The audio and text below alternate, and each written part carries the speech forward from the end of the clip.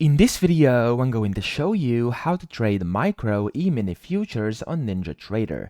Now, the first thing you can do is you can go to their official website over here, which is this link up top. And then here you can see they have a bunch of different symbols you can trade inside micro E-mini futures. So here you can trade these four, for example, and I'm going to show you how to actually navigate these. So let's open up NinjaTrader over here. You want to go to new, and I'm just going to showcase these on the chart. So I'm going to click on chart.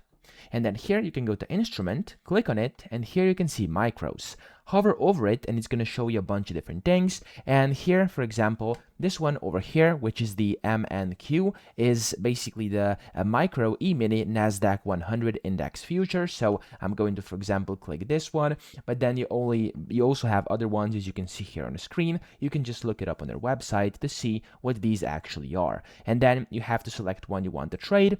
Click on OK over here. It's going to pop up on your chart, and then you can just essentially go ahead, click on this side panel over here to basically pull up the chart trader, and you can go ahead and start your trading journey that way. So that's pretty much it. I hope this video helped you out. If it did, please subscribe to the channel and help me out as well.